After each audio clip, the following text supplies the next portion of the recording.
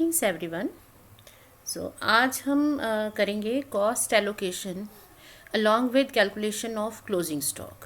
Like allocation of cost और expenses तो we have studied in the previous classes कि जो भी हमारे इनडायरेक्ट एक्सपेंसेस हैं they are to be split over different departments on some suitable basis कि हर डिपार्टमेंट को उसका फेयर शेयर मिल जाए। Now sometimes in our examination problems हमें क्लोजिंग स्टॉक या ओपनिंग स्टॉक नहीं दिया होता और वो हमें कैलकुलेट करना है। सो क्लोजिंग स्टॉक या ओपनिंग स्टॉक हम कैसे कैलकुलेट कर सकते हैं apart from all other things involve in a simple question of departmental accounting. So in case you remember anything, तो जब आप एक ट्रेडिंग अकाउंट बनाते थे उसमें हम ओपनिंग स्टॉक, क्लोजिंग स्टॉक और प्रॉफिट वगैरह को यूज़ करके डिफरेंट इक्वेशंस जनरेट कर सकते हैं।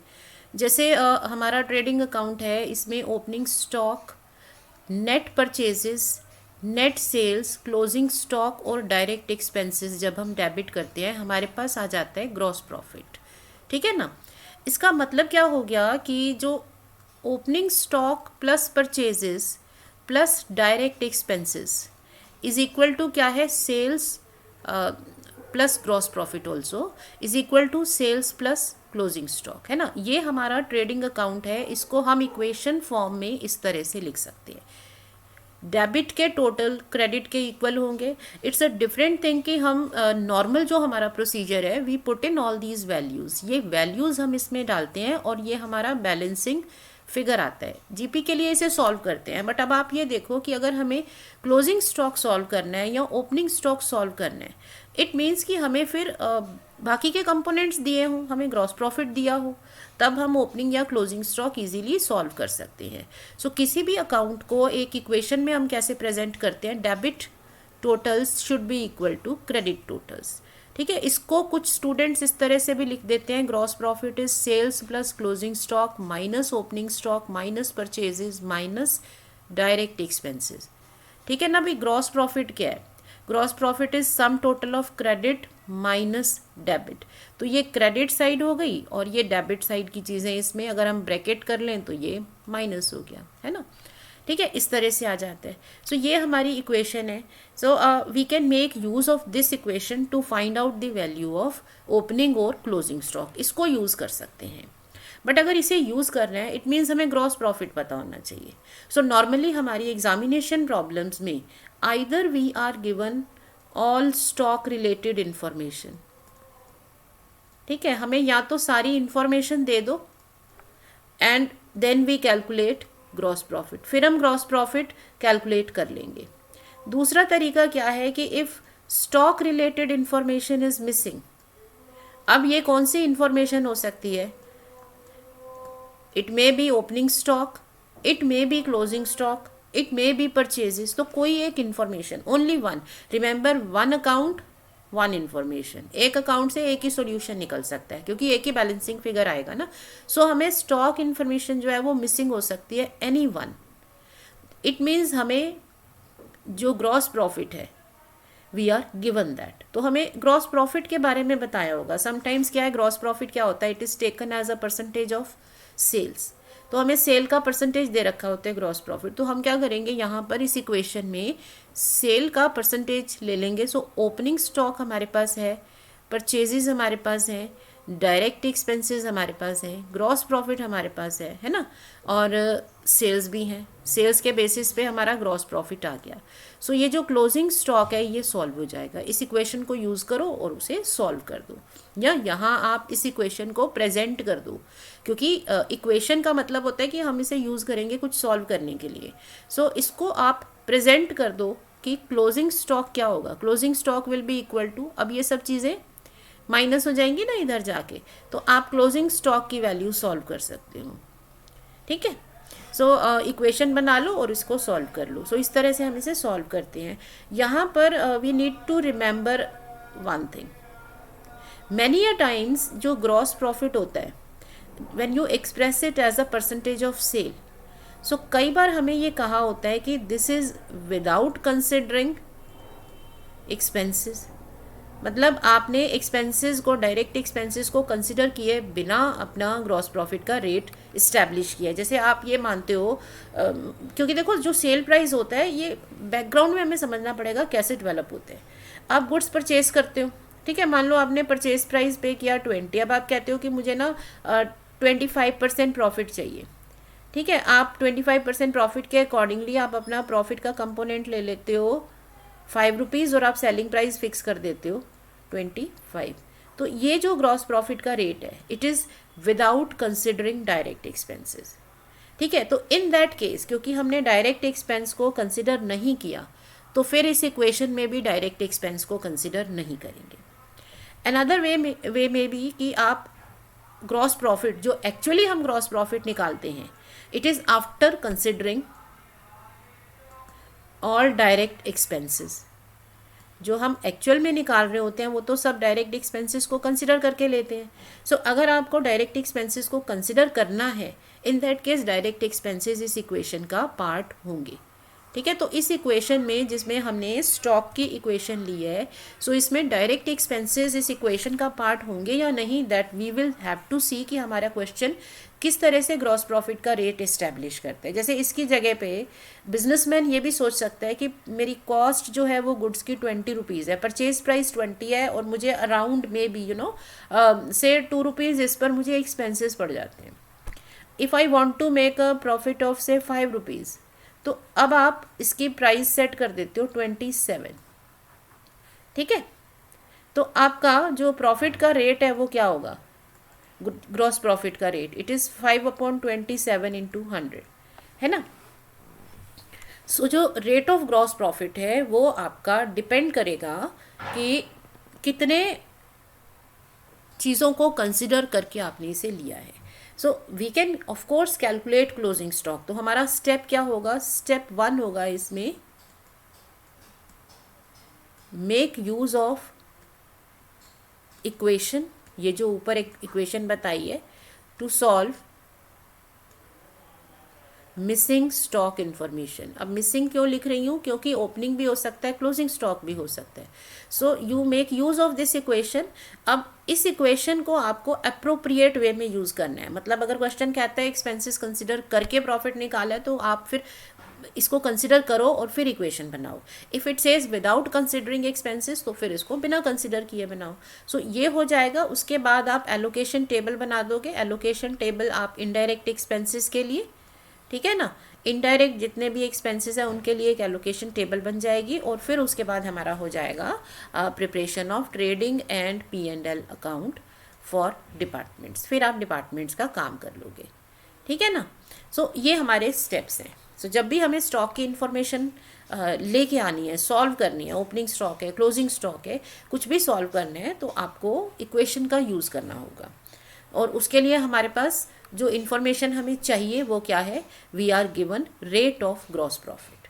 क्योंकि या हम ग्रॉस प्रॉफिट निकालेंगे या फिर स्टॉक निकालेंगे। So if stock is to be solve तो जीपी हमें डेफिनेटली क्वेश्चन में दिया होगा और उसी को ही आपको यूज़ करना है। So let us see one question. Now herein we are given, just go through this question. We are given there are 4 departments. ठीक है, 4 डिपार्टमेंट्स हैं and we are given information for the period from 1st April to 30th September. That means ये annual नहीं है, 6 months की information है। Okay ये चीज़ें बहुत ज़रूरी हैं, ध्यान से पढ़ना, क्योंकि जब डेप्रिसिएशन वगैरह आते हैं या कोई भी एनुअल चार्ज आता है so we'll have to adjust it. So कभी भी ऐसे नहीं करो कि इन्फॉर्मेशन जो आपके नंबर्स हैं उनको पिक करो and then start solving. Always read the fine lines. और 4 डिपार्टमेंट है ये भी याद रखो। यहाँ इन्फॉर्मेशन हमें क्लोथिंग डिपार्टमेंट एंड गारमेंट्स की दे रखी है। It means there are 2 more departments. तो जब भी हम कॉस्ट की स्प्लिटिंग करेंगे उनका भी ध्यान रखेंगे। Now we are given indirect expenses are 4 departments की, तो सबके दे रखे हैं 24,000। इनडायरेक्ट एक्सपेंसेस कैसे एलोकेट करने, in the ratio of turnover. तो टर्नओवर मतलब सेल्स। सेल्स तो ये 2 की दे रखी है, तो इन दोनों की भी हमें सेल देखनी पड़ेगी।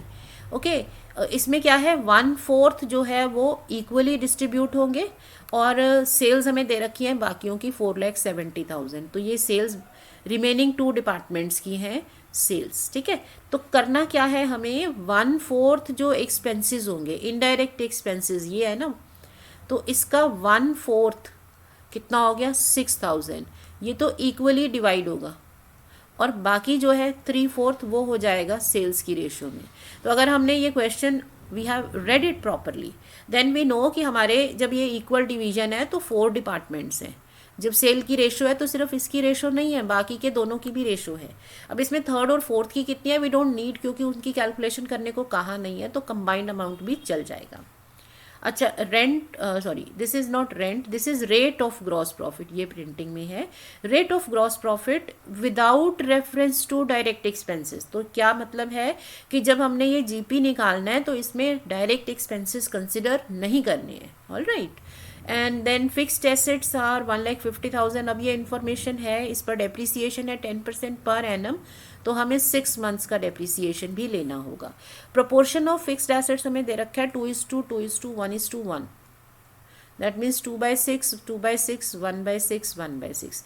बट हम थर्ड फोर्थ की वर्किंग नहीं करेंगे, उसको छोड़ देंगे, क्योंकि हमें सिर्फ इन्हीं के अकाउंट्स बनाने हैं। ऑल राइट, अब we'll start with the calculation of closing stock. So हमारा पहला वर्किंग नोट क्या हो जाएगा, कैलकुलेशन ऑफ क्लोजिंग स्टॉक। तो अब हमारी इक्वेशन क्या है, अगर आप ट्रेडिंग अकाउंट की इक्वेशन पिक करो, opening stock plus purchases plus direct expenses, वो नहीं लेने हैं क्योंकि gross profit is without reference. Suppose ये कहता सिंपल ग्रॉस प्रॉफिट, तो हमें पता है सिंपल ग्रॉस प्रॉफिट तब निकलता है जब हम सारे एक्सपेंसेस लेते हैं, तो in that case direct expenses भी कंसिडर होते हैं। सो नॉर्मली तो जीपी में आते हैं ना डायरेक्ट एक्सपेंसेस, तो नॉर्मली लेते हैं, बट इसमें नहीं लेंगे क्योंकि वो कह रहा है कि इनको मत लो। ओके, ये हो जाएगा equal to sales plus closing stock. I hope ये इक्वेशन आपको ट्रेडिंग अकाउंट से डायरेक्ट पिक करनी समझ में आ गई है। सो हम लेते हैं फॉर डिपार्टमेंट क्लोथिंग डिपार्टमेंट, ठीक है, पहले वाला डिपार्टमेंट लिया। सो ओपनिंग स्टॉक हो गया 70,000, परचेजेज नेट में हमें लेनी है, तो अगर रिटर्न है तो माइनस कर दो, प्लस जीपी। जीपी कितना है, जीपी है इस डिपार्टमेंट का 25% of sales. So 25% of sale 2,05,000 is equal to sale plus closing stock. तो अब इसको सॉल्व करो। सो 1,80,000 प्लस इसका 25%, तो ये कितना आ जाएगा 1/4 है ना, 250 is equal to 2,05,000 plus closing stock. तो क्लोजिंग स्टॉक हो जाएगा, ये दोनों प्लस कर दो, माइनस 2,05,000 दूसरी साइड जाएगा। तो हमारी इक्वेशन हमें पता है सॉल्व करनी, सिंपल सी है। 26,250 आ गया हमारा क्लोजिंग स्टॉक, ठीक है ना। ओके, अब आ जाते हैं फॉर गारमेंट्स डिपार्टमेंट, क्योंकि उसका भी करना है हमें काम। सो वही equation, opening stock plus purchases plus profit. अब इनका प्रॉफिट है 30%, सो जो कहा है एज इट इज़ करो। और इनकी सेल्स कितनी है, तो हमें इक्वेशन देखो यूज़ करनी है, ये वाली वैल्यूज़ तो हर डिपार्टमेंट की अलग होंगी ना। तो इनकी सेल है 2,25,000 is equal to sale plus closing stock. So closing stock कितना सॉल्व हो जाएगा, क्लोजिंग स्टॉक हमारा सॉल्व करके आता है से 7,500, ये हमने सॉल्व कर लिया है, ठीक है, इक्वेशन सॉल्व कर सकते हो।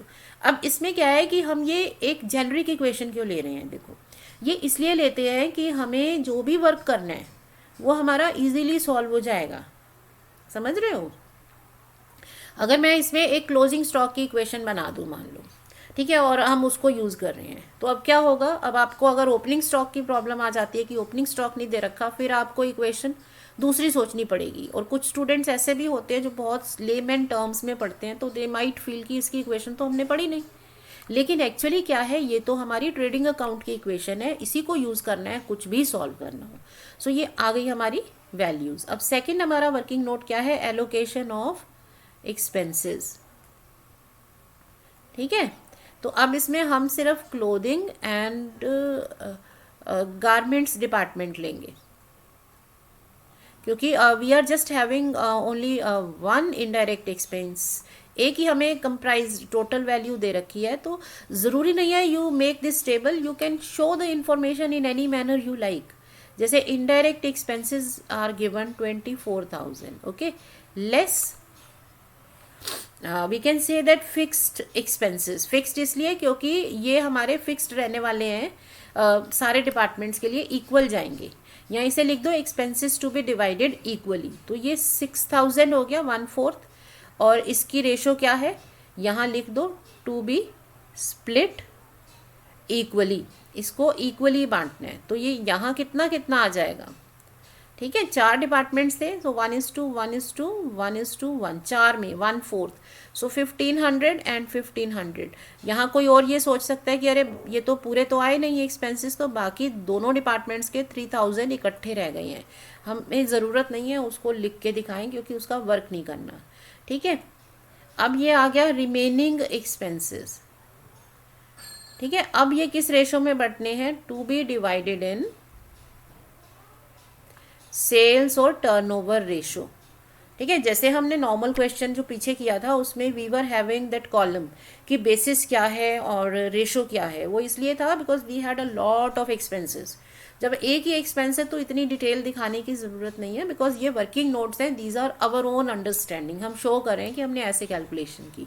तो अब रेशो कितनी है, 205:225:470, sale of first department, sale of second department and sale of third department. तो ये आपका कितना हो जाएगा, टोटल हो गया 900, ठीक है ना।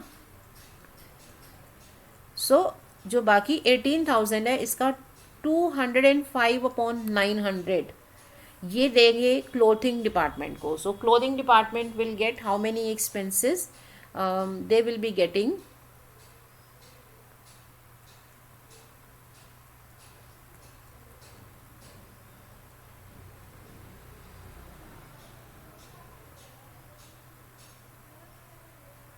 ठीक है। सो अपॉन 900 इसे सॉल्व कर देते हैं। सो 20 हो गया यहाँ पे, है ना। तो ये कितना आ जाएगा, 20 हो गया 4100, ठीक है। अब यहाँ इनका कितना आ जाएगा, 4500, ठीक है।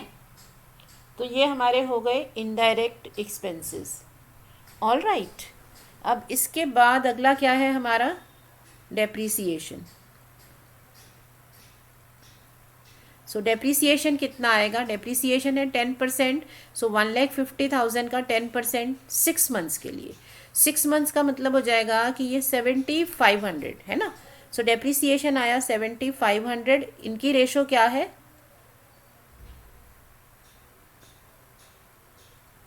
इसकी रेशो है हमारी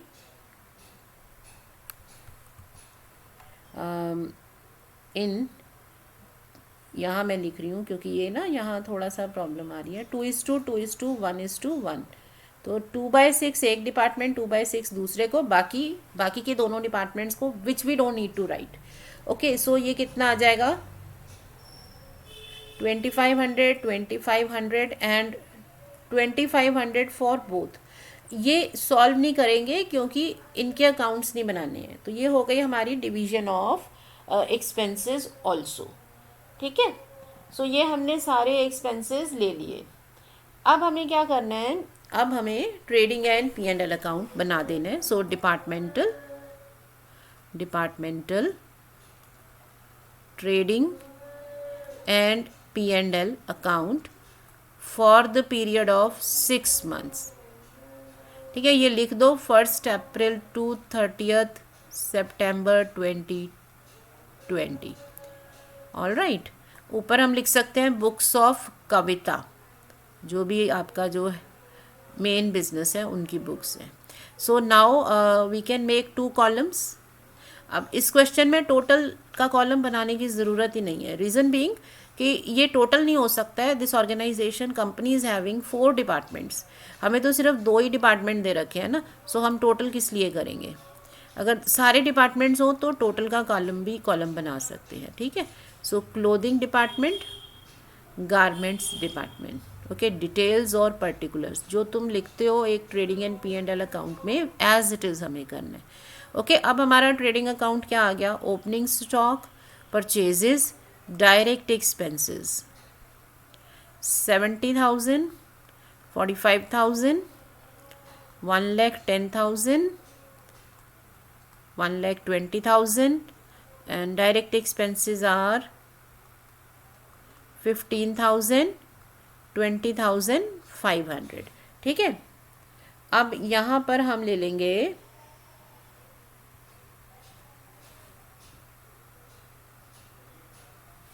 ऑल राइट, अब दूसरी साइड में हमें क्या लेना है, we are to take sales and closing stock. अब यहाँ ज़्यादा डिटेल्स नहीं होती हैं, जैसे when you were doing final accounts तो तुम्हारे काफ़ी एडजस्टमेंट्स होती थी, यहाँ वो एडजस्टमेंट्स नहीं है, because when you are working on this आपका फोकस क्या है, आपका फोकस है डिपार्टमेंट के अकाउंट्स बनाना, कॉस्ट की एलोकेशन, इन चीज़ों पे फोकस है। सो इसमें ज़्यादा रिटर्न्स और बहुत सारे एक्सपेंसेस इस तरह से नहीं दिए होंगे। ओके, क्लोजिंग स्टॉक हमने सॉल्व कर लिया था, ये था हमारा फर्स्ट वर्किंग नोट, तो इसके साथ हम नंबर 1 लगा देते हैं, तो आपका एग्जामिनर रिलेट कर लेगा कि हाँ ये इस में से आ रहा है। ठीक है, अब आप इसे बैलेंस आउट कर लेंगे और ग्रॉस प्रॉफिट सॉल्व कर लेंगे। कितना आ गया, 2,31,250 एंड 2,32,500। ठीक है, so what will be your gross profit. अब सम वन ऑफ यू में से कि ग्रॉस प्रॉफिट तो यहाँ सॉल्व किया था ना, ये सॉल्व किया था हमने ग्रॉस प्रॉफिट, यहाँ पर भी ग्रॉस प्रॉफिट आ गया था, तो हम इसी को क्यों ना ले लें। इसको हम इसलिए नहीं ले सकते because this is the profit without expenses, इसमें एक्सपेंसेस कंसिडर नहीं किए थे। ठीक है ना, तो अब आप यहाँ इसे बैलेंस आउट करोगे तो बेटर रहेगा, क्योंकि ये प्रॉफिट एक्सपेंसेस के बिना है, या फिर इसमें से एक्सपेंसेस माइनस कर दो। ठीक है, तो ये आ जाएंगे आपका ग्रॉस प्रॉफिट। अब यहाँ आपके पास आ गया ग्रॉस प्रॉफिट कितना, 47,000। Okay, so gross profit is 36,250, 47,000। अब यहाँ पर इनडायरेक्ट एक्सपेंसेस, सो इनडायरेक्ट एक्सपेंसेस हमने कहाँ एलोकेशन की हुई है, सेकेंड टेबल में। डेप्रीसिएशन ऑन फिक्स्ड एसेट्स कहाँ है इसकी एलोकेशन, सेकेंड टेबल में। तो वर्किंग नोट का नंबर डालना हमेशा अच्छा रहता है, योर एग्जामिनर नोज। अब इनडायरेक्ट एक्सपेंसेस तो दो तरह से स्प्लिट हुए थे, तो वो यहाँ शो कर दो, 6,000, ठीक है, एंड 5,600 ऐसे लिख दो। सो कितना आ गया, 5,600 एंड 6,000। क्योंकि देखो एक्सपेंसेस की एक ही कैटेगरी है इनडायरेक्ट एक्सपेंस, तो हम कैसे लिखेंगे ना, इनडायरेक्ट एक्सपेंस 1 एंड 2। तो यहाँ जहाँ भी हमारे अमाउंट्स हैं इन्हीं को टोटल लिख दो, तो ये एग्जामिनर आपका वेरीफाई कर लेगा। ओके, डेप्रीसिएशन आ गया 2,500 and 2,500 for the other department also. So अब आप इसको कंप्लीट कर सकते हो and you will be getting net profit. So कितना आ जाएगा नेट प्रॉफिट, 38,500 और यहाँ पर कितना आ गया, 28,150। ठीक है ना। सो ये जो हमने अकाउंट्स बनाए departmental accounts, these are helpful in managerial decision making. जैसे ऑल्दो क्वेश्चन का पार्ट नहीं है ये, बट अगर आप कैलकुलेट करो ratio of net profit to sales, मान लो इस कंपनी के पास और पैसा है and they want to invest more in any of the two lines, तो किस पर ज़्यादा वो इन्वेस्ट करें वो पैसे को, तो वो आप प्रॉफिट की रेशो निकाल सकते हो। यहाँ पर है 28,150 अपॉन सेल्स हैं 2,05,000, दूसरे में है 38,500 सेल्स हैं 2,25,000। अगर आप रेशो निकालोगे यू विल बी फाइंडिंग कि this second department is better, isn't it. यहाँ पर आपका जो परसेंटेज है वो हाई होने वाली है। देखो आपकी सेल्स में तो 10% का ही चेंज हुआ था, बट आपके जो प्रॉफिट है उसमें अराउंड 40% का चेंज हुआ है, दिख रहा है आपको। तो रेशो सॉल्व भी करोगे तो भी आपको पता चल जाएगा कि यहाँ पर प्रॉफिटेबिलिटी इम्प्रूव्ड है। सो बेटर होगा कि आप सेकेंड डिपार्टमेंट पर फोकस करो, अगर आपको अपनी इन्वेस्टमेंट्स बढ़ानी है, बिजनेस बढ़ाना है तो उस पर बढ़ाओ। ठीक है, so this is how we solve the questions. इसमें क्लोजिंग स्टॉक हो गया और एलोकेशन ऑफ एक्सपेंसेस हो गए। Now we have studied 2 more type of problems. एक प्रॉब्लम है हमारी ट्रांसफर प्राइसिंग की। In case you remember, in case of dependent departments, जब एक डिपार्टमेंट अपने प्रोडक्ट्स दूसरे को बेचता है ठीक है, एक की आउटपुट दूसरे की इनपुट बनती है, तो फिर वो आपस में प्राइस को अप लोड करके देते हैं, उसे कहते हैं ट्रांसफ़र प्राइस। सो ट्रांसफ़र प्राइस डिपार्टमेंट वाइज तो बेनिफिशियल है, लेकिन ओवरऑल जब कंपनी की बात आएगी तो हमें लोडिंग निकालनी पड़ेगी। जैसे मान लो आप एक कंपनी ओन करते हो, ठीक है, आपके 2 डिपार्टमेंट्स हैं, डिपार्टमेंट 1 है, डिपार्टमेंट 2 है। अब आप यहाँ से इधर गुड्स भेज रहे हो तो चार्ज करके भेजते हो, लेकिन जब आप एज अ होल इस बिज़नेस का प्रॉफिट निकालोगे तो जो गुड्स इनके पास पड़े हुए हैं इनमें जो प्रॉफिट का कंपोनेंट है वो आपको हटाना पड़ेगा ना। So transfer pricing and elimination of loadings, ठीक है, ये हमें करना है एक पार्ट। और दूसरा है when you have common stocks, अगर आपके सारे डिपार्टमेंट्स के स्टॉक्स कॉमन दे रखे हैं। कॉमन स्टॉक का मतलब है कि परचेजेस जो हैं वो कॉमन दे रखी हैं, इकट्ठा ही स्टॉक आता है सबके लिए, तो उसमें हम फिर इंडिविजुअल परचेजेस कैसे सॉल्व करते हैं। ठीक है, ये इंडिपेंडेंट डिपार्टमेंट्स हैं बट उनके स्टॉक्स कॉमन है। सो कॉमन स्टॉक की प्रॉब्लम कैसे सॉल्व होगी, so these two will be taking up one by one next time. So stay learning and practising, stay happy, thank you.